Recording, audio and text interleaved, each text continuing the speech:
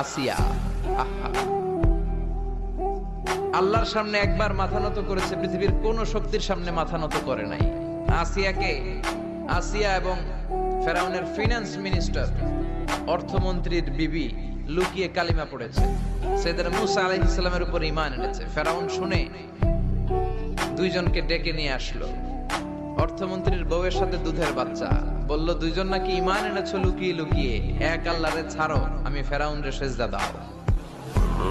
এরা বলল জীবন যাবে কিন্তু ঈমান যাবে না, জীবন দিব কিন্তু ঈমান দিব।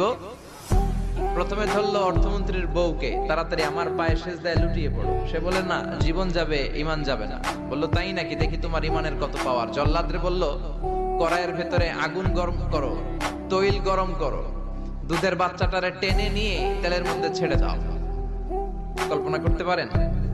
দুধের বাচ্চাকে মায়ের বুক থেকে ছিনিয়ে নিয়ে তেলের মধ্যে ফালাচ্ছে, বাচ্চাটা রোস্ট হয়ে যাচ্ছে, আর বাচ্চাটা বড় মানুষের মতো মাকে বলছে, মা চিন্তার কারণ নাই, এটা উত্তপ্ত তেল নয়, এটা জান্নাতের বাগান। ভয় নাই মা, তুমি চলে আসো, তুমিও লাফিয়ে পড়ো, শাহাদাতের পেয়ালা থেকে মিষ্টি সুধা পান করো। মহিলার ঈমান আরো বেড়ে গেল। সে বলল আমি, জীবন যাবে ঈমান যাবে।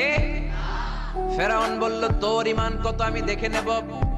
এই মহিলাটাকেও উত্তপ্ত তেলের মধ্যে ছেড়ে দেয়। বাকি রইল ফেরাউনের বউ আসিয়া।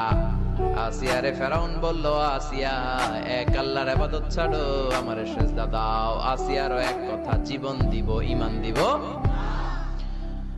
ফেরাউন বলে আসিয়া তোরে উলঙ্গ করব, বউ হয়েছিস, আই ডোন্ট কেয়ার। হাজার হাজার মানুষের সামনে নিজের বউকে উলঙ্গ করলো। তক্তার মধ্যে উলঙ্গ বউকে শুইয়ে হাতের মধ্যে পেরেক ঢুকালো, পায়ের মধ্যে পেরেক ঢুকালো, এক একটা পেরেক ঢুকায় তক্তার মধ্যে ছিদ্র হয়ে